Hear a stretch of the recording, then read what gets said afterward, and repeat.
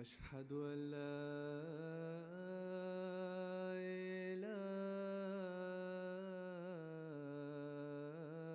إلا الله.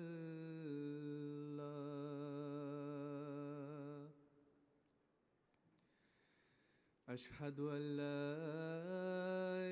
إله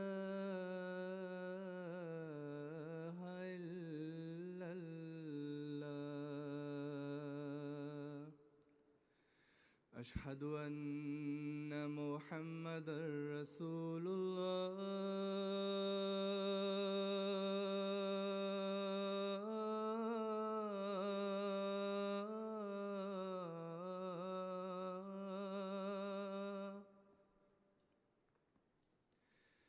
أشهد أن محمدًا رسول الله.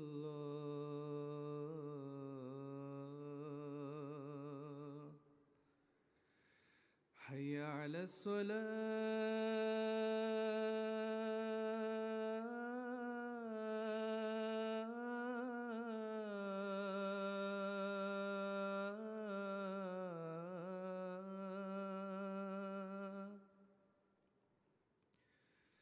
حي على الصلاة.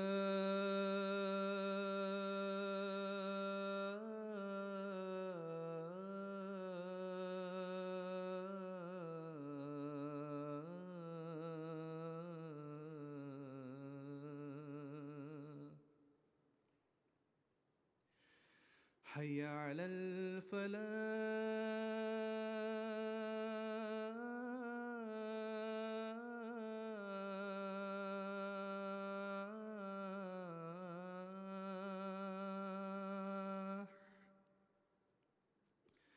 حي على الفلاح.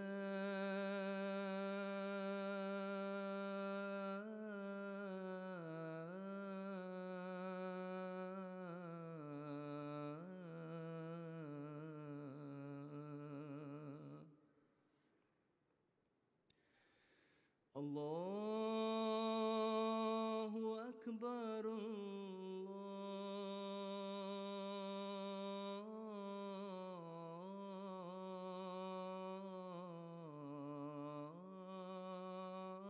الله أكبر.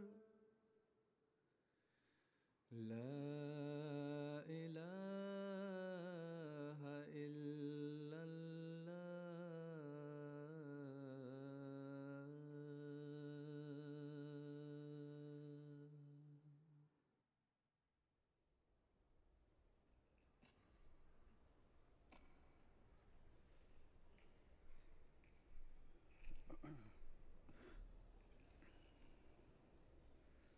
السلام عليكم ورحمة الله وبركاته.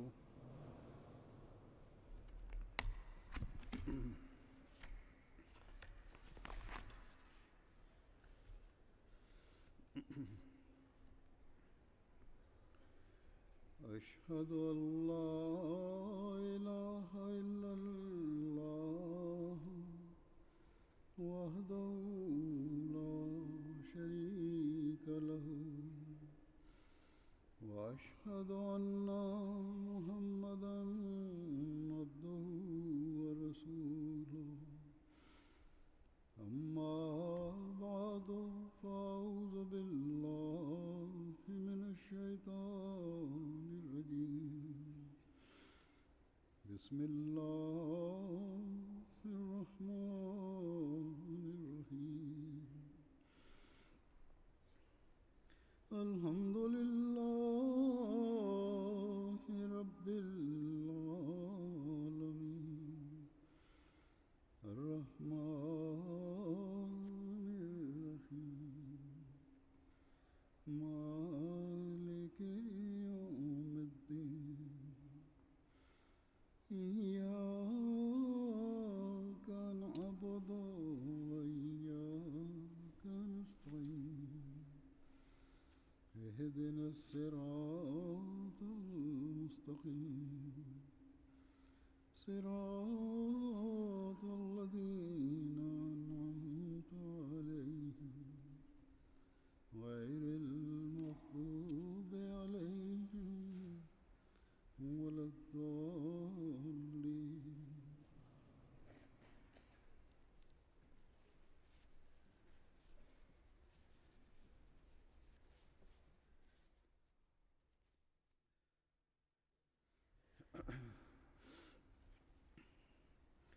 आज अल्लाह ताला के फजल से जमात अहमदिया जर्मनी का Aujourd'hui, par la grâce d'Allah, débute la Jalsa Salana de la Jamaat de l'Allemagne. Cette Jalsa débute avec ce sermon. Par la grâce de Dieu, साल इजाफा होता है la présence de la Jalsa est en train d'augmenter d'année en année. Et j'espère qu'Inch'Allah, la présence va augmenter et il doit en être ainsi. Parce que le Messie promis alayhi salam, le Messie promis alayhi salam lui-même, il a répété cela, il a attiré l'attention de la Jamaat à plusieurs reprises à ce sujet, à savoir que tous les Ahmadis doivent participer dans cette jalsa, dans cette rencontre. Ainsi, nous constatons que le nombre d'Ahmadis est en train de grandir et de même le nombre de la présence des Ahmadis doit augmenter au cours de la jalsa et pour cela, il y a des gens qui doivent venir, même s'ils doivent venir au prix de souffrance, et même s'ils doivent souffrir pour venir ici. Vous êtes chanceux, vous, parce que Dieu vous a accordé l'occasion de participer dans cette jalsa au Pakistan. Il y a des restrictions sur ces rencontres, sur ces jalsa. तो वहाँ के अहमदी बेचैन हो जाते हैं Et les Ahmadis du Pakistan, ils vivent dans la tourmente. Ils se disent, si seulement on pouvait mettre fin à toutes ces restrictions pour que nous aussi nous puissions organiser des jalsa et pour que nous aussi nous puissions atteindre ces objectifs pour lesquels le Messie premier alayhi salam a organisé la jalsa, des objectifs qu'il a évoqués. वाले बने Nous aussi, nous voulons profiter de ces prières faites par le Messie premier alayhi salam, prières que le Messie premier alayhi salam a faites en faveur de ceux qui participent dans la jalsa. मुझे मिले हैं Il y a certains invités qui sont venus du Pakistan pour cette jalsa. Ce sont des personnes qui m'ont rencontré. Il y a des femmes et des hommes du Pakistan qui m'ont rencontré. Certains ne cessaient de pleurer, ne pouvaient arrêter leurs larmes. Ils disent que nous sommes privés de ces faveurs là-bas, dans notre pays, au Pakistan. बहरहाल Priez pour que nous aussi, nous puissions profiter de cette faveur. En tout cas, tout comme je l'ai dit à plusieurs reprises, tout comme je le dis tout le temps, les Ahmadis du Pakistan, तो पहले से बढ़कर s'ils désirent अल्लाह ताला के sortir de ces difficultés, et bien plus qu'auparavant, ils doivent se prosterner devant Dieu जल्द फजल के समान पैदा फरमाए et ils doivent जालिमों के जुल्म Ils doivent prier pour qu'Allah leur accorde ses faveurs au plus vite. में निजात दे La persécution de leurs tortionnaires, pour qu'Allah libère de la persécution de leurs tortionnaires et de ces personnes cruelles. Tout cela va se faire uniquement par l'entremise de la prière. Il n'y a pas d'autres armes à notre disposition pour atteindre cet objectif. En tout cas, यहाँ रहने वाले हैं je m'adresse à vous. Je m'adresse à vous les Ahmadis qui habitent ici. Et je disais à vous que vous êtes chanceux. Vous êtes chanceux parce que Dieu a créé tout cela pour vous. हर तरह के इज्तिमात करते हैं C'est-à-dire, on est en train d'organiser les jalsa. Il y a ces rencontres que l'on peut organiser. Et à tout niveau, il y a des rencontres pour les Ahmadis. Ainsi, गुजारी ये है vous devez être reconnaissant envers Dieu pour cela. Et vous pourrez prouver votre reconnaissance. Vous allez pouvoir prouver votre reconnaissance lorsque vous allez profiter pleinement du programme de la jalsa durant les jours de la jalsa et par la suite. Après, si vous avez entendu de bonnes choses, les bonnes choses que vous avez entendues, que vous avez vues ici, eh bien, vous devez faire en sorte que ces choses, ces paroles, ces bons conseils fassent partie intégrante de votre vie. Ainsi, le Messie premier alayhi salam a déclaré que l'on doit faire preuve de patience et que le but de la jalsa, c'est de chercher le but de la foi, de la religion et de chercher uniquement le but de la religion à travers cette jalsa. C'est-à-dire, शामिल होने के लिए आए toute personne qui participe dans la jalsa doit participer dans la jalsa avec cet objectif, avec cette intention que je vais endurer ces quelques difficultés pour quelque temps. Même si je dois endurer ces difficultés, je vais le faire. Je vais le faire et je ne serai point impatient, je ne vais pas faire sortir des paroles d'impatience de ma bouche, अव्वल तो उमूमन à savoir qu'on nous a traités ainsi ou ainsi. अल्लाह ताला के फजल से Tout d'abord, sachez que généralement, ces volontaires qui sont en train de travailler ici par la grâce de Dieu, ce sont des personnes qui font de leur mieux pour s'acquitter de leurs devoirs. Et quand il y a des lacunes, सब्र से eh bien, quant à ceux qui peuvent être coupables de certaines lacunes, je leur dis qu'ils doivent faire preuve de patience, de tolérance. Ils doivent, pour le plaisir de Dieu, accomplir leur objectif, assumer leurs responsabilités. Et je demande aussi aux participants de la Jalsa, aux invités, que vous êtes venus pour la Jalsa uniquement afin, और इस माहौल में vous êtes venus ici uniquement pour accroître votre connaissance religieuse. Vous êtes venus ici pour profiter de cette atmosphère spirituelle, pour que vous puissiez grandir dans votre spiritualité. Et quand vous allez accomplir ce progrès spirituel, vous allez y faire participer vos descendants. आप फरमाते हैं On doit tout le temps ressentir cette anxiété que ressentait le Messie premier salam, le Messie premier salam qui a déclaré, que je le dis et je le répète, के तौर से que vous devez purifier vos yeux et vous devez éclairer vos yeux spirituellement. Vous devez éclairer vos yeux spirituellement, tout comme vos yeux sont éclairés physiquement. जबकि बातनी Il dit, l'on pourra être qualifié उसको हिस्सा मिले de sujaka, c'est-à-dire l'on pourra faire la différence entre le bien et le mal, et lorsque l'on va se tourner vers la vertu. Il a déclaré que le salut est accordé uniquement à ceux qui se détournent des choses de ce monde, des pensées de ce bas monde, et qui se sont purifiés leur cœur des pensées de ce monde. Il a aussi déclaré que tant que le cœur ne se prosterne pas en toute humilité, eh bien sachez que il ne faut point se contenter de ces prosternations physiques. Tout comme la chair de la viande, la chair de l'animal immolé ne peut atteindre Dieu, c'est seulement la taqwa qui accompagne cette viande, qui l'accompagne, qui monte au ciel. De même, ces prosternations physiques ne serviront à rien, tant que l'on ne se prosterne pas physiquement, tant que l'on se courbe pas spirituellement. Tant que l'on ne se courbe pas spirituellement, tant que l'on ne se prosterne pas spirituellement. Et pour cela, il faut suivre les ordres de Dieu. La ruku, c'est-à-dire, c'est qu'on doit se courber devant Dieu. Et se prosterner, c'est de mettre de côté son âme. Et ensuite, il a déclaré, कि खुदा ताला le Messie premier salam a aussi fait cette prière. Il a déclaré que और अपनी रहमत का हाथ लंबा je prie qu'Allah purifie les cœurs des membres de ma Jamaat, qu'il leur accorde sa grâce et qu'il attire leur cœur vers lui. ये दर्द है ये दुआएं हैं Ainsi, voilà ces sentiments du Messie premier salam, cette douleur qu'il ressentait, ces prières.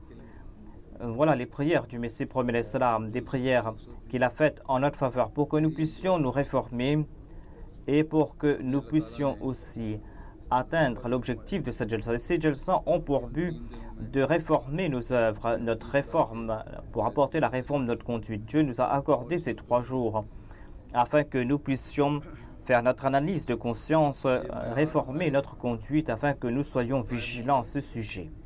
जब हम Et ainsi, के साथ nous pourrons atteindre cette norme lorsque nous serons soucieux à ce sujet, lorsque nous allons faire des efforts en ce sens. लफ्ज़ दर्दंगेज Chaque parole du Messie premier salam, chaque mot du Messie premier salam était empli de cette anxiété, de cette douleur, et chacune de ces paroles doit nous ébranler. Il a déclaré que vous devez éclairez votre œil spirituel tout comme vos yeux physiques sont éclairés par la lumière. Nos yeux, si nous souffrons des yeux le moindrement, eh bien nous serons fort tourmentés. Immédiatement, on va partir voir un médecin. Nous sommes soucieux de la moindre souffrance qui nous vient de nos yeux et pour cela, nous faisons beaucoup d'efforts. Et on essaye de protéger nos yeux de toute chose qui peut affecter notre vision, qui pourra affecter négativement notre vue. Est-ce que l'on ne doit pas faire les mêmes efforts pour nos yeux spirituels? Est-ce que l'on ne doit pas faire les mêmes efforts pour la santé de nos yeux spirituels? Est-ce que nous sommes en train de faire ces efforts au moins? Si durant ces 3 jours, nous sommes vigilants à ces propos, eh bien, lorsque nous retournons à l'extérieur, nous nous empêtrons dans des œuvres, dans des actions qui sont en train d'avoir un effet négatif sur notre spiritualité. Ainsi, afin d'éclairer nos yeux spirituellement, sachez que cela ne doit pas se faire durant quelques jours uniquement. Mais pour maintenir ces 3 jours ne sont qu'un traitement que nous sommes en train de subir. Si après ce traitement,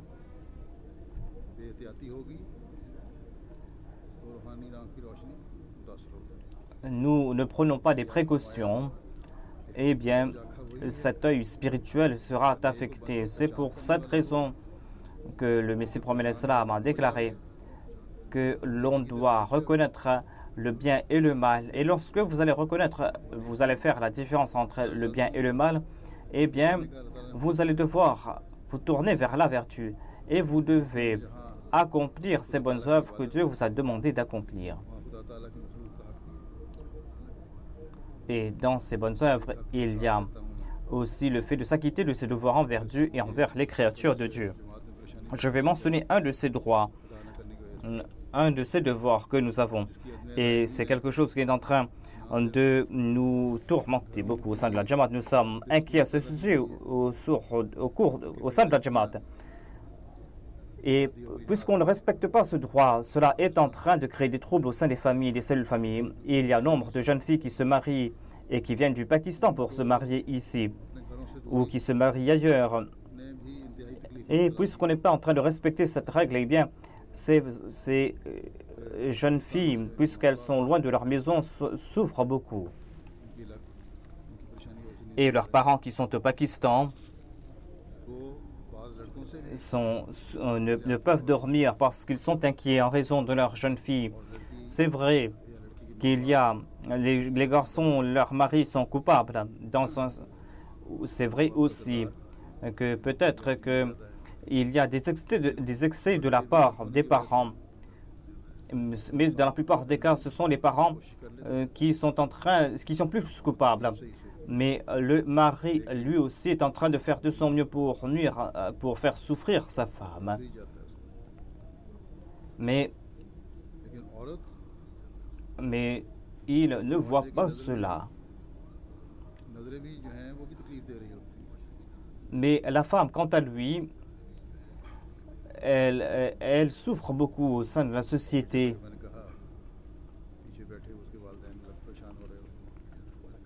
Et comme je l'ai dit, ces parents qui sont ailleurs sont soucieux en raison de la situation de leur fille. Eh bien, sachez que ces personnes qui, en toute connaissance de cause, sans aucune raison, en raison de leur égocentrisme, sont en train de commettre ces actions, quelles que soient les personnes concernées, ces personnes doivent avoir peur de Dieu. Dans certains cas, certains responsables ne craignent pas Dieu et ils sont en train de participer dans ces persécutions, dans ces troubles. Craignez Dieu, vous devez craindre Dieu. Chacun d'entre vous doit se débarrasser de ces maladies spirituelles, doit faire des efforts en ce sens. Le Messie prophète l'Islam a déclaré que le salut sera accordé à ceux qui sont vigilants quant à ces sentiments qui les entraînent vers ce monde et qui se sont débarrassés de ces sentiments et dont les cœurs sont purs. Ainsi, on doit réfléchir sur ces paroles emplies de douleur du Messie premier salam. Est-ce que nos cœurs se sont détournés de tout sentiment qui attire ce monde? Ou est-ce que ces sentiments, ces pensées, ces passions de ce monde nous ont entourés, nous ont engloutis? Est-ce qu'on peut dire que nous nous sommes protégés de tout vice, de tout péché?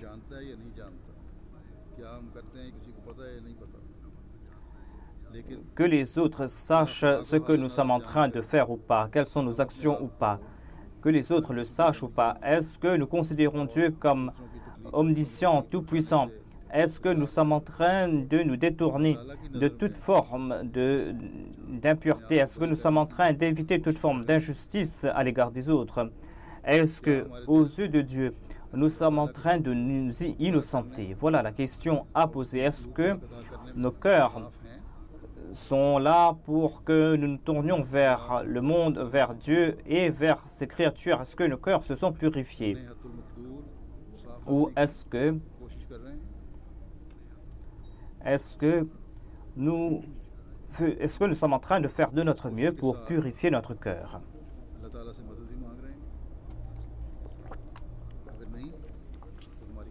Est-ce que nous sommes en train de demander l'aide de Dieu tout en faisant ces efforts? Si nous ne sommes pas en train d'agir ainsi, eh bien, notre situation est très inquiétante. Est-ce que nos prosternations sont emplies d'humilité? Est-ce que ce sont des prosternations emplies d'humilité? Ces prosternations emplies d'humilité sont ces prosternations qui sont accompagnées de ces efforts que l'on fait pour la cause de Dieu, des efforts que l'on fait pour que nous puissions attirer les faveurs de Dieu, des actions qui seront agréées par Dieu. Allah a décrit ces prosternations physiques dans le Saint-Coran. Il a déclaré « Fawailul lil musallin » maudits soient ces personnes qui prient.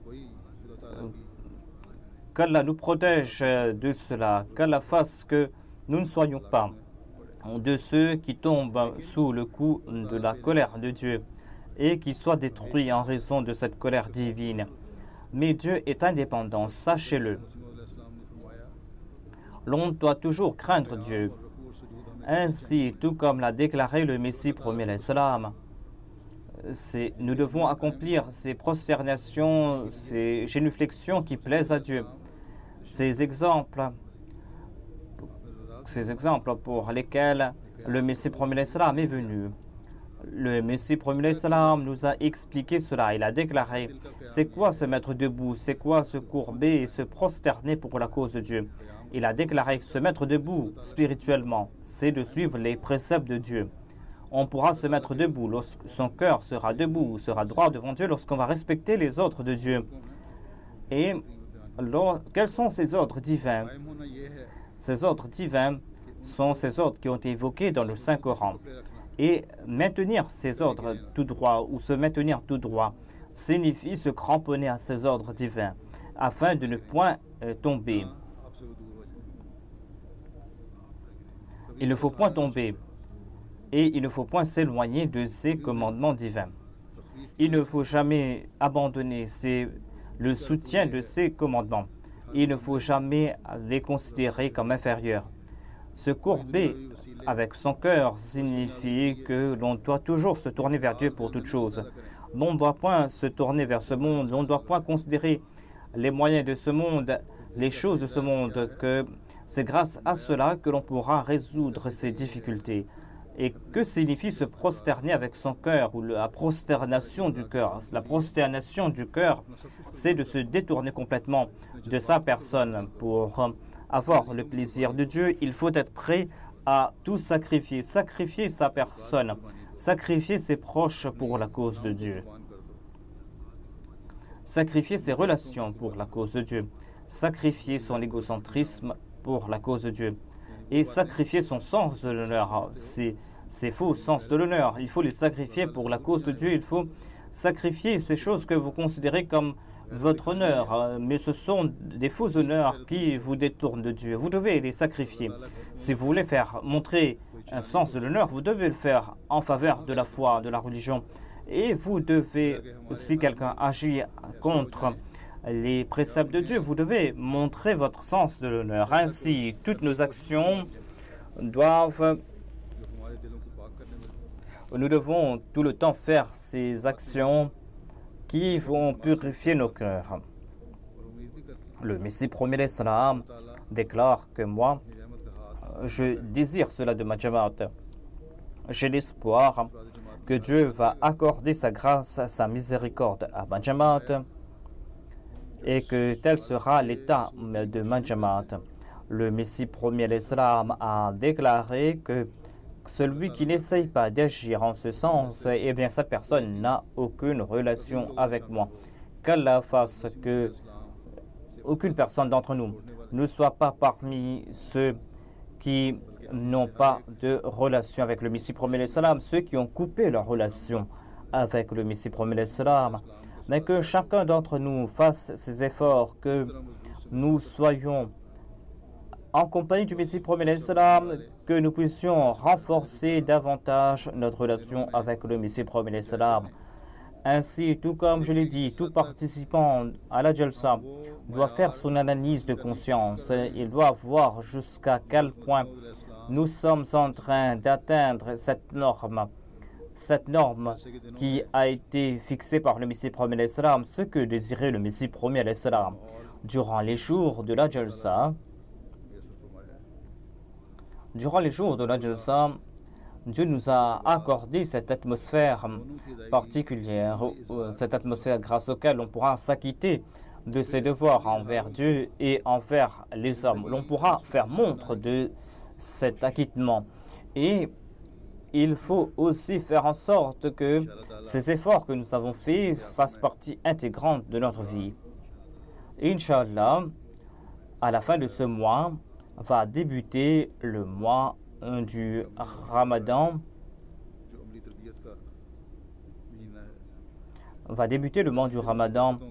Le Ramadan qui est le mois de notre réforme. Si l'on veut lier ces bénédictions de la Jalsa avec les bénédictions du Ramadan, eh bien, nous pourrons apporter en nous un changement, une révolution spirituelle.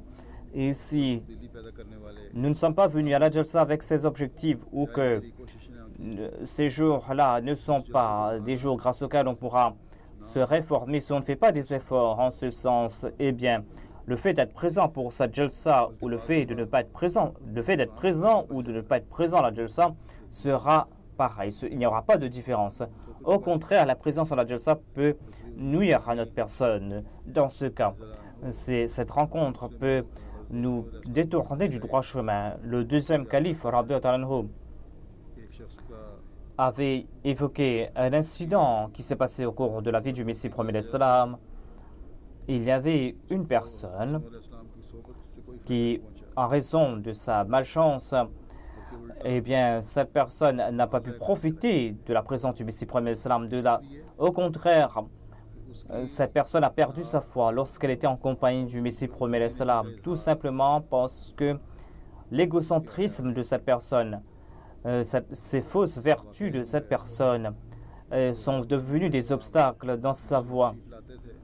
Ce qui s'est passé, c'est que un jour, le Messie premier d'Islam ou le Messie premier d'Islam venait à la mosquée et les gens faisaient de leur mieux de se rapprocher du Messie premier d'Islam et d'écouter les paroles du Messie premier d'Islam et de grandir de leur spiritualité, d'avoir un confort spirituel. Et lors d'une de ces rencontres, une personne est venue. Cette personne est entrée dans la mosquée et a commencé à faire ses sunnahs dans un coin de la mosquée ou au milieu de la mosquée.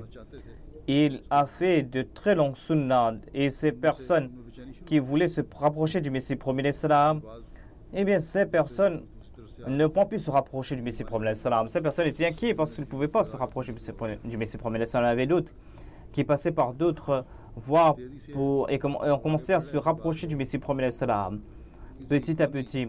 Et ainsi, lorsque certains marchaient vite, traversaient rapidement pour passer voir le Messie premier d'Islam, et le coude de quelqu'un a tapé sur cette personne qui priait, celui-ci a déclaré: que il est un bon Messie. Voilà cette personne dont les disciples sont en train de frapper ceux qui sont en train de prier. Il était très en colère, celui-là. Et il est devenu un renégat et il est parti. Voilà donc son malheur à lui, cette personne. वही मजलिस जो लोगों के ईमानों में इजाफा कर रही थी। Lors de cette même rencontre, ईमान में तरक्की का बायस हो रही ces rencontres étaient là pour faire grandir la foi des gens. Ce sont des rencontres qui étaient là pour faire grandir la foi des fois, mais cette même rencontre l'a égaré quant à lui et ainsi अल्लाह ताला के भेजे हुए ses rukus, ses sujouds étaient là que par ostentation. Et il le faisait pour faire voir aux autres. Et dans ces rencontres en compagnie du Messie premier salam, le Messie premier salam était en train de distribuer ces mets spirituels venant de la part de Dieu. Il a abandonné cela et il a cessé de prier. Et grâce à cela, il a perdu sa foi. Ainsi, c'est vrai लेकिन आपकी que les rencontres du Messie premier salam ont leur objectif, mais à la lumière de ces enseignements, nous voyons la même chose, c'est-à-dire il est là pour commenter sur le Saint-Coran, il est là pour commenter sur la personne du Saint-Prophète Mohammed, le comportement du Messie premier salam. Et lors de ces rencontres, quant à nous, nous expliquons cela, nous sommes en train d'accomplir la prière en congrégation, la prière Tahajjud, et pour chaque programme ou lors de chaque programme, tout le monde doit venir pour ces programmes et doit profiter de ces programmes au cours de la Jalsa. Si vous avez raté vos prières pour quelque raison, eh bien, vous devez partir dans un coin pour le faire, afin, वक्त पर अदा न की गई नमाजें मुतासर हों, vous devez agir en ce sens, ना लोगों को afin que दिक्कत हो। vos prières ne soient pas affectées अच्छी कार्रवाई et afin que les gens n'aient pas de difficultés pour s'asseoir, afin que ces gens puissent écouter tranquillement les discours lors de la Jalsa. अमल साले वो अमल है Souvenez-vous aussi de ce fait. Souvenez-vous que cette bonne œuvre, ces vertus sont ces actions qui sont accomplies en accord à la situation.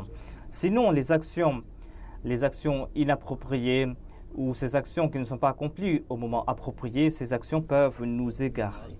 Malheureusement, nous avons perdu le son. मजलिस में बैठता Ainsi, तो ये अमल vous devez réduire votre prière et vous devez vous asseoir dans ces rencontres. करने से बच जाओ। Et si vous agissez en ce sens, eh bien, vous n'allez pas perdre votre foi, vous allez profiter de ces rencontres. ईमान ज़ाया होने Et grâce à cela, l'on comprend aussi que l'on doit faire preuve de patience et d'endurance. Et c'est cela qui va nous protéger de l'égarement. Durant ces jours, से वो नहीं लगने vous devez... Si quelqu'un vous fait souffrir pour quelque raison, il n'est pas question seulement d'être frappé du coude. Même si quelqu'un vous tourmente ou vous a fait souffrir, vous devez faire preuve de patience, de persévérance.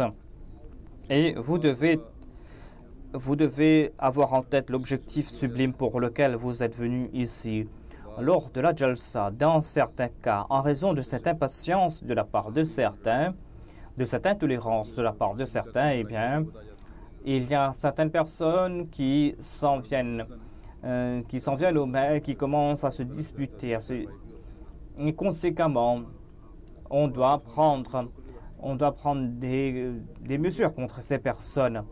Et des fois, cela les égare davantage parce que leur sens de l'honneur, leur égocentrisme entre en action. Et ces personnes perdent leur foi.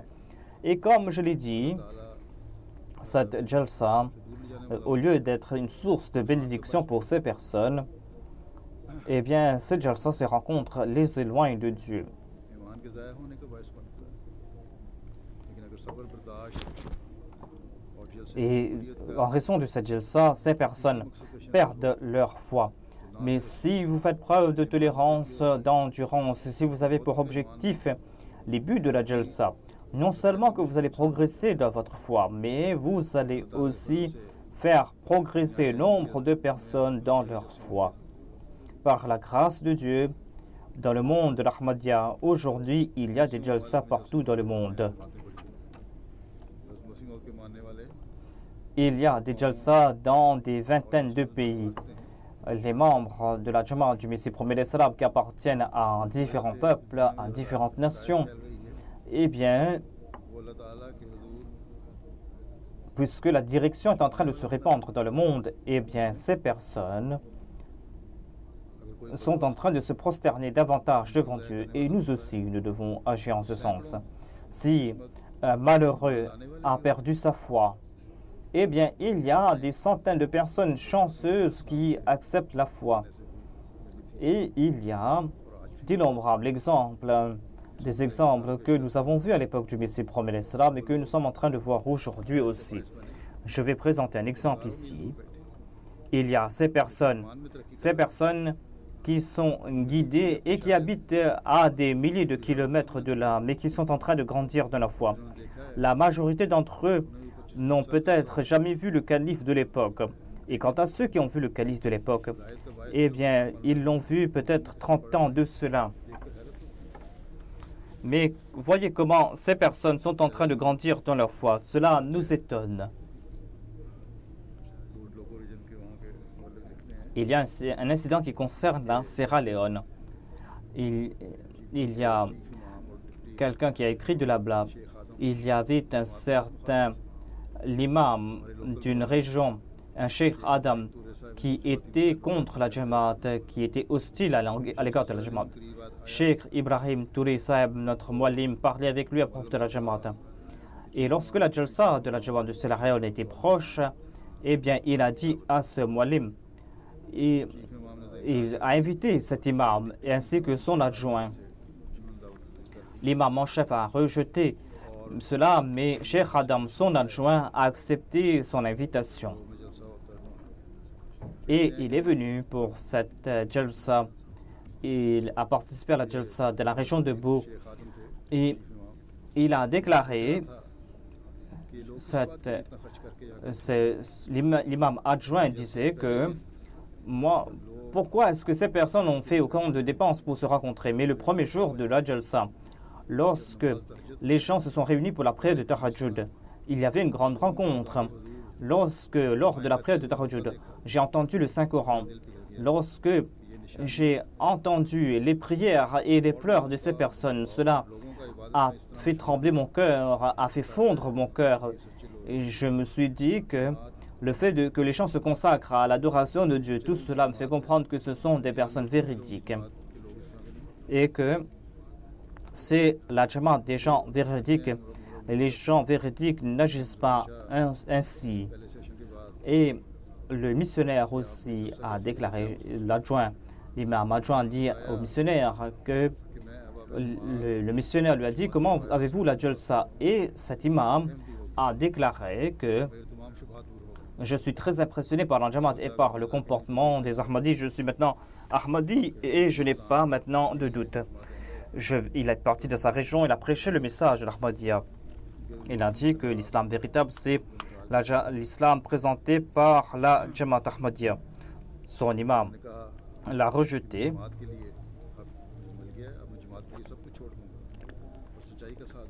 Ensuite, il a déclaré que moi, je vais tout abandonner. J'ai vu la vérité, je vais accompagner la vérité. Et par la grâce de Dieu, nombre de personnes ont embrassé l'Ahmadiyya là-bas. Ainsi, cette jalsa a pu guider cette personne. Et des centaines de personnes ont été guidées à travers celui qui a été guidé. Et ces personnes ont pu accepter l'imam de l'époque. Cheikh Adam Saeb, puisqu'il est venu Ahmadi grâce à la jalsa, eh bien, il a changé son nom maintenant. Et il s'appelle maintenant Cheikh Adam Jalsa Salana.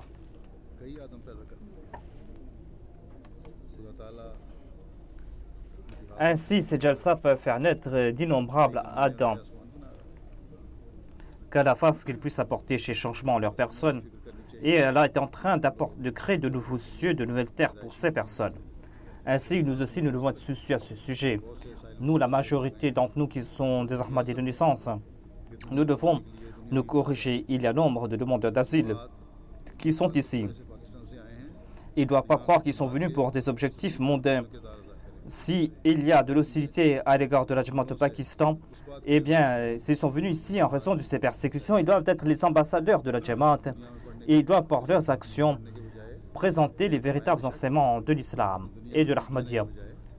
Et au lieu de se tourner vers ce monde, certes, vous devez acquérir les choses de ce monde, mais au lieu de vous empêtrer entièrement dans ce monde, vous devez être vigilant quant à votre spiritualité. Voilà les bénédictions de la Jalsa que nous sommes en train de voir partout.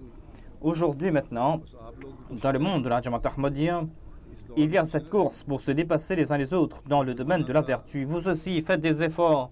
Ne restez pas en arrière dans cette course. Il fut un temps où l'on se comparait avec les villes. Maintenant, on est en train de comparer les pays. Et maintenant, on doit ressentir cette douleur du Messie promet salam et l'on doit apporter des changements à sa personne. Ici, je voudrais m'adresser aux volontaires en particulier, ces volontaires qui sont responsables de l'hospitalité. Je veux leur dire que le Messie promet salam, lorsque le Messie promet salam avait reçu la révélation Wassim Makanaka qui doit élargir sa maison, eh bien sachez qu'il avait reçu cette révélation parce qu'il y avait grand nombre d'invités qui venaient vers lui. Et le Messie promet salam s'occupait de chacun de ses invités selon ses besoins personnels. Et cela ne cessait de grandir, d'accroître. Le Messie promet salam a reçu cette révélation. Il avait reçu cela auparavant, au tout début. Et à plusieurs reprises, il a reçu cette révélation. Jusqu'à la fin, il a reçu cette révélation sous plusieurs formes. Ainsi, le message Wassim Makanaka, c'est un message qui est pour ses disciples. Et cela a été aussi pour ceux qui travaillent avec lui, ces aides qui travaillent avec lui. C'est-à-dire, il doit élargir sa maison. Il devait élargir sa maison et il devait aussi accroître l'hospitalité, c'est-à-dire l'accueil il y a de nouvelles mosquées qu'on est en train de bâtir ici, de nouvelles mission house qu'on est en train d'ouvrir. C'est pour cette raison qu'on doit recevoir plus d'invités maintenant. Ainsi, Allah a déclaré, vous qui êtes en train de travailler, vous qui avez accepté le Messie promet salam, vous ne devez point vous lasser de cela. Le Messie promet salam était déjà généreux auparavant. Et Dieu lui avait dit à propos des invités qu'il ne doit pas se soucier en raison du nombre d'invités. Voilà le sens de ces paroles qu'il avait reçues. Le Messie promet salam, ces révélations étaient ici pour ces travailleurs qui étaient là pour s'occuper des invités. Cela concerne ceux de son époque et ceux qui sont venus après, ceux qui devaient servir ces invités. Ce sont là des moments pour qu'ils puissent recevoir ces bénédictions. Ainsi, vous devez accomplir cette prophétie. Pour cela, vous devez élargir votre cœur, ouvrir votre cœur davantage pour les invités. La langar khana, la cuisine du Messie promet l'Islam, était quelque chose d'important. Et aujourd'hui, lorsque le calife est présent, eh bien, on fait tourner cette cuisine du Messie promet l'Islam, afin que les gens se rapprochent du Messie promet l'Islam. Ainsi, durant ces jours, l'on doit être très vigilant à propos des invités. Même dans des situations ordinaires aussi, on doit être très attentif à l'égard des invités. Dans le Saint-Coran, on trouve l'exemple de l'hospitalité du prophète Abraham. Il a été dit à ce sujet que le prophète Abraham n'a pas demandé à ses invités si je dois vous offrir quelque chose ou pas. Et il n'avait pas peur de faire des dépenses pour ses invités. Il s'occupait de ses invités de leur confort. Et le saint prophète Mohammed lui aussi a souligné l'importance de bien accueillir ses invités. Il était très content lorsqu'il a su qu'aujourd'hui à Médine, il y a un de ses compagnons चाहता उनके आराम का ख्याल qui a accueilli un invité chez lui et qui मानववादी s'est soucié davantage de son invité, qui a fait plus ce qu'il fallait faire et qui s'est bien occupé de son invité. कारकुनों से Il y a aussi les exemples du Messie premier salam à ce sujet. Il a dit, il a couru derrière un invité qui était en colère contre les travailleurs de la cuisine et il a encouragé cet invité de retourner. Le Messie premier salam lui-même a fait descendre ses biens de la voiture. Les travailleurs ont pris ses bagages des mains du Messie premier salam. Le Messie premier salam a agi ainsi parce qu'il voulait बातें सिर्फ हमारे montrer ce sens de l'hospitalité, il voulait enseigner cela à ses disciples. Mais on ne doit pas en tirer plaisir en écoutant cela, on ne doit pas se contenter de lire cela, il faut aussi traduire cela dans la pratique. Le Messie promis alayhi salam, tout comme je l'ai déclaré, le Messie promis alayhi salam, avant même l'établissement de la Jamaat, avait reçu cette révélation Wasse Makanaka, qui doit élargir sa maison. On avait reçu des révélations que les gens allaient venir. Et il a évoqué cela à plusieurs reprises. Ces révélations, il les a reçues à plusieurs reprises jusqu'à la fin. Même en 1907, il a reçu cette révélation parce que il faut que les membres de sa Jamaat comprennent ce sujet. Ainsi, je veux faire comprendre aux organisateurs de la Jalsa que ils doivent comprendre l'importance de l'hospitalité, de bien accueillir ses invités. Nous voyons donc cette hospitalité au cours de la Jalsa où on est en train de préparer des repas pour plus de 30 000 personnes. C'est pour cette raison qu'on prépare un seul repas, il y a du pain. On doit aussi transmettre cette nourriture à tout un chacun, que chacun ait cette nourriture selon ses besoins et que l'on doit aussi offrir cette nourriture tout en honorant cet invité. Il faut aussi prendre cette précaution qu'il n'y ait pas de gaspillage. Mais pour éviter le gaspillage ne signifie pas que l'on doit, dans cette chaleur, que l'on doit de nouveau offrir le même repas aux gens, des repas avariés pour qu'ils soient malades. Et ensuite, il y a l'hospitalité ordinaire durant les jours ordinaires. Et cette hospitalité ordinaire, eh bien, sachez que durant ces jours, le Messie promet salam, lui, il comblait les besoins de chaque invité selon ses besoins personnels, selon sa nature personnelle.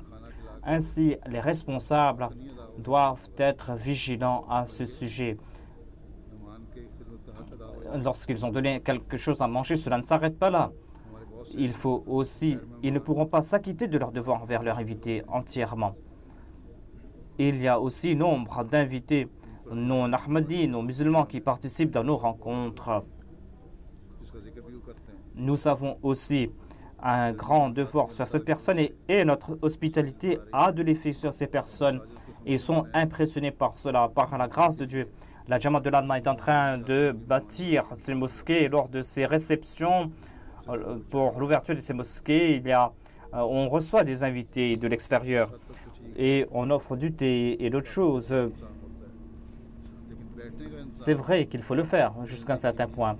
On peut faire mieux, mais selon moi, il y a des difficultés. Ils disent qu'ici, les gens n'ont pas l'habitude de s'asseoir sur des bancs.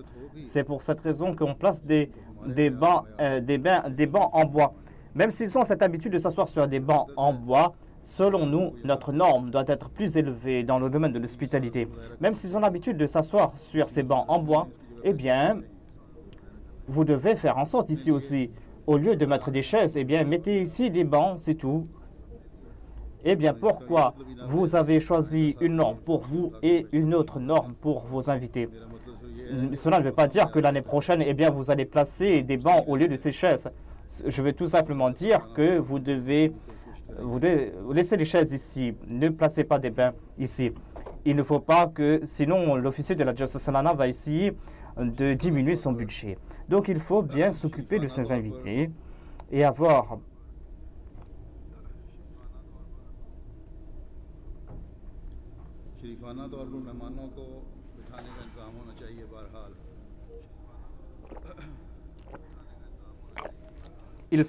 faire en sorte que l'on puisse recevoir ces invités avec honneur et honorer les invités et les faire s'asseoir avec honneur. Notre norme, il faut que les gens voient cette norme excellente que nous avons atteinte de l'hospitalité. Ce sont les enseignements que nous avons reçus. J'ai évoqué aussi ces petits rafraîchissements. C'est vrai que cela est bien, certes, mais l'on doit aussi, je pense qu'il y a de l'écho, dit le calife, mais il faut aussi savoir ce qu'aiment les gens. Si vous voulez inviter les gens pour un repas, et s'il y a des invités de l'extérieur, des non-ahmadis, eh bien, vous devez préparer des repas qui sont en accord à ces personnes avec ce qu'ils ont l'habitude de manger. Il ne faut pas qu'il y ait du piment. Il faut qu'il y ait des choses que les gens aiment aussi. On peut préparer des repas halal et tayyib selon la nature. Quelques jours auparavant, à Monir, il y avait l'ouverture d'une mosquée. Il y avait un député, il y avait plusieurs députés. Il y avait un député qui était avec moi. Il y avait des maires aussi qui étaient présents. Et il y avait un repas qui était préparé pour ces événements. Mais il y avait beaucoup d'invités qui étaient présents, des Allemands de souche. Il y avait plus de 200. C'était des personnes très importantes qui étaient là. Mais selon moi, le repas qu'on avait à faire, c'était que du dal et de la viande. Peut-être que certains d'entre eux n'ont rien mangé, je crois. Il y a une réception, on invite ces personnes de la haute société. Il y a aussi des personnes qui viennent ici parce que le calife est présent. Et il faut s'acquitter de ses devoirs envers ses invités. Si la Jamaat locale n'a pas de budget, eh bien c'est la responsabilité du centre du pays que de s'occuper de ses invités.